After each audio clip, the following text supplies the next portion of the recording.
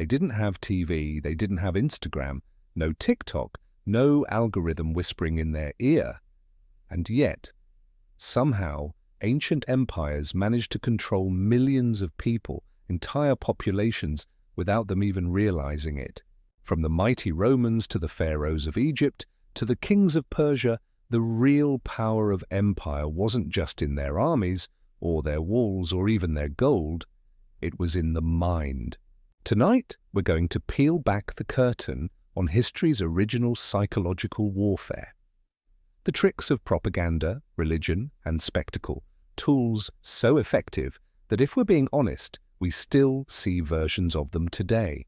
So grab a drink, get comfortable, and let's dive into the dark art of ancient mind control. By the way, if you love these deep dives into bizarre and forgotten history, hit that subscribe button so you don't miss the next one. And let me know in the comments, which empire do you think was the best at mind control? Rome, Egypt, or Persia? We'll see if you change your mind by the end. 1. Ancient propaganda, the world in stone and silver. Let's start with propaganda because in every empire, image is everything. Today, leaders have social media feeds. In the ancient world, they had coins, statues, and architecture. Take Rome, for example. Every coin minted carried not just value, but a message. The emperor's face, carefully idealized, stamped into the hands of every citizen. It didn't matter if you lived in the heart of Rome or some far-flung village in Gaul, you saw his face every day. That's not currency. That's a constant reminder of who rules you. And it wasn't just coins. Statues towered over marketplaces, triumphal arches celebrated victories that ordinary people never saw, and massive roads weren't only for armies, they were psychological markers of empire. Everywhere you went, Rome reminded you, you are Roman whether you like it or not. Or Egypt took this to a spiritual level. The pharaoh's face was carved into colossal statues, staring down at subjects with cold, eternal eyes. The message was clear, the ruler wasn't just a man, he was divine. And if you doubt him, well, look at those pyramids. Do you think a normal king could do that? Persia, too, mastered this. The great palaces at Persepolis weren't just royal residences, they were stages designed to overwhelm visiting leaders, to remind them that they stood in the shadow of an empire that claimed to rule the world by destiny itself. These weren't just buildings, they were silent, immovable propaganda machines. Now, here's the question for us today. Do you think propaganda got less effective once TV, Instagram, or YouTube came around? Or did it just get more subtle? 2. State religion, the gods of control. If propaganda worked on the eyes, religion worked on the soul. In Egypt, Pharaoh wasn't just a king, he was Horus incarnate, the literal son of the gods. Questioning him wasn't just treason, it was blasphemy. Religion here was statecraft. By tying obedience to divine will, rulers built a psychological cage that no army could enforce and no rebellion could easily shatter. Rome had its own version. Emperors were declared gods after death, and sometimes, while still alive. The imperial cult wasn't just about worship, it was a loyalty test. To pour a little incense before the emperor's statue was to prove that you weren't a threat. Refuse, and suddenly you were an enemy of the state. Persia's Achaemenid kings used Zoroastrian ideas of cosmic struggle, good versus evil, to frame their empire as divinely chosen. By aligning themselves with the good order of the universe, they weren't just kings, they were guardians of cosmic balance. Think about the psychology here. If the king embodies cosmic order, then to resist him isn't just rebellion, it's plunging the world into chaos. That's not just power, that's mind control. Fast forward to today, and while most governments don't call their leaders gods anymore, the blending of politics and belief, well, that hasn't exactly disappeared, has it? And this is where the genius lies. You can control people with armies, but only for so long. If you control their worldview, their souls, You don't even need chains, they'll police themselves. 3. Public spectacle, gladiators, blood, and distraction, okay? So we've hit the eyes and the soul. But what about raw emotion? That's where spectacle comes in. The Romans perfected this. Gladiator games weren't just entertainment, they were political theatre. Every fight in the Colosseum reminded the people, Rome is powerful, Rome is wealthy, and Rome controls life and death itself. And here's the kicker. These games weren't just distractions, they were psychological pressure valves. You're angry about taxes, tired of your corrupt governor, forget it. Here's free bread and a front row seat to a man fighting a lion. Egypt had its own rituals, public processions of sacred statues, massive religious festivals where the pharaoh appeared in dazzling splendor. These weren't private ceremonies, they were designed to awe the masses, to remind them of the divine link between ruler and gods.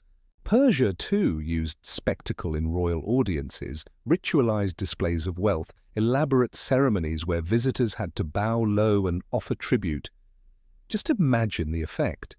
If you're a local leader from some small city and you walk into Persepolis and see gold, jewels, and kings dressed like gods, you'd never question their authority again. And here's something chilling. Spectacle wasn't only about wonder, it was about fear. Public executions, crucifixions, impalements, these were carefully staged shows of what happens if you step out of line. The message was crystal clear. Don't even think about rebellion. So, entertainment or fear, it's all the same toolkit. Keep the crowd dazzled, keep them obedient, and keep their eyes on the stage while the empire quietly runs the show. 4. The psychology behind it all. Let's pause for a moment and pull all the threads together, because what we've just seen in propaganda, religion, and spectacle isn't random. It's not just leaders showing off wealth or building temples because they liked pretty statues. There's a hidden playbook here, and it's written not in stone, but in the human mind. Think about it. Human beings are wired for patterns. We look for leaders, we crave belonging, we're terrified of being excluded, and we're deeply moved by stories and symbols. Ancient rulers understood this long before the field of psychology even had a name. Take social identity. Today, psychologists know we define ourselves by the groups we belong to, our tribe, our nation, even our sports team. The Romans exploited this brilliantly. To be Roman wasn't just a passport, it was an identity hammered into you with every coin, every bathhouse, every road, every gladiator cheer. The more Roman you felt, the more loyal you were, and the less likely you'd challenge the system. Then there's awe. Neuroscientists have studied how standing in front of something massive, a cathedral, a mountain, a pyramid, can literally quiet parts of the brain responsible for critical thinking. You just feel small, overwhelmed, humbled. The Egyptians carved that effect into every temple.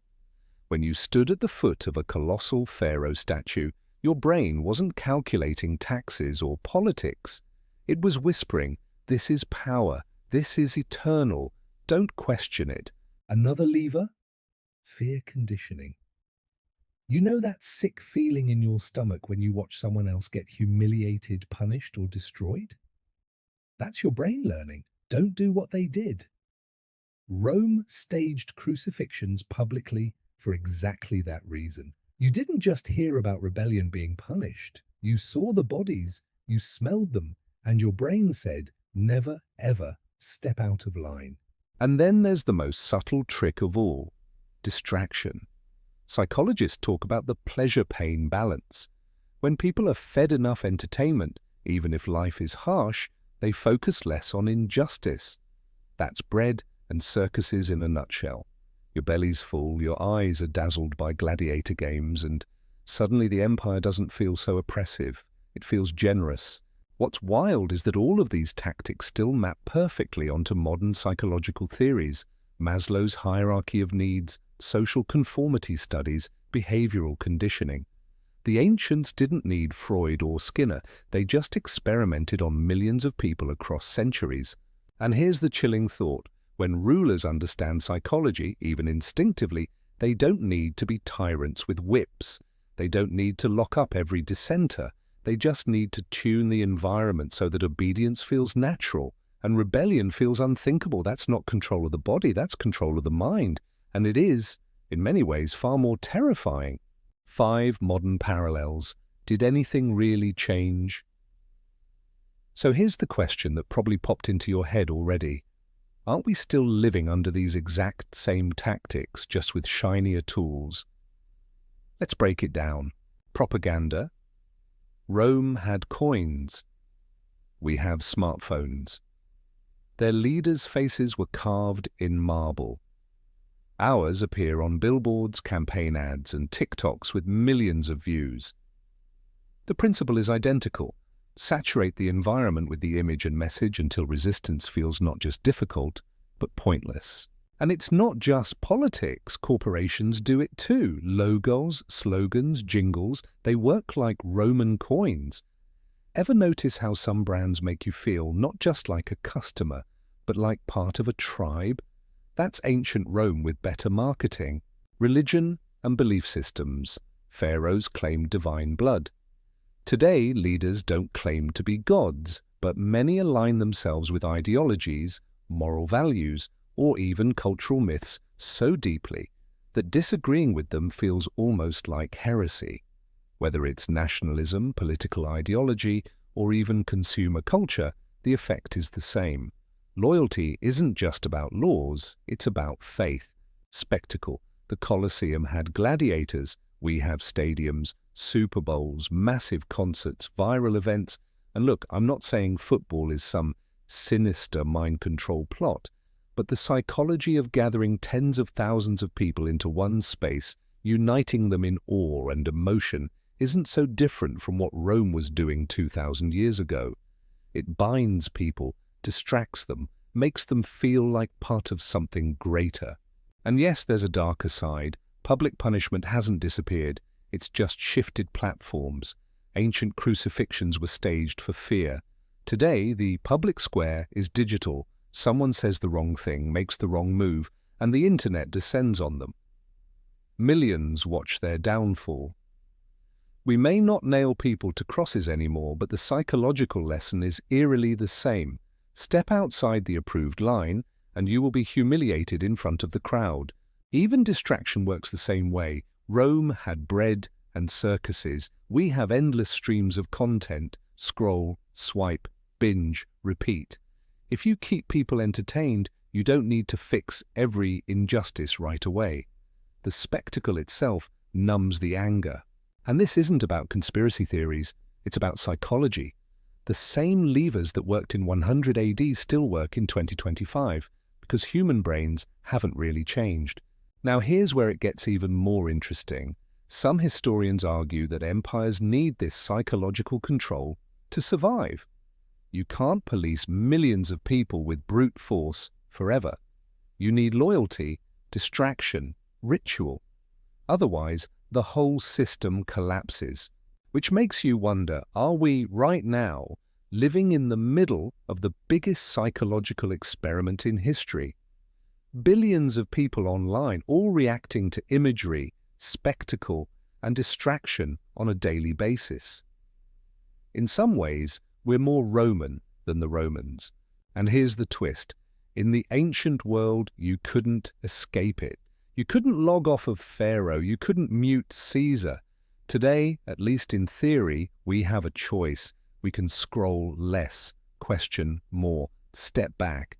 But how many of us really do? That's the haunting legacy of ancient mind control.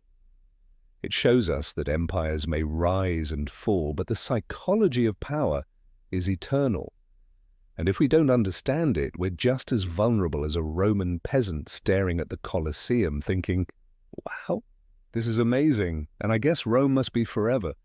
But as we know, Rome wasn't forever. Egypt wasn't forever. Persia wasn't forever. The shows ended. The statues crumbled. The coins wore down. What lasts is the lesson that power isn't just about armies or gold. It's about the story you tell and how deeply you can make people believe it. Ancient empires ruled through stone, ritual, and spectacle. Today's empires rule through screens, algorithms, and headlines.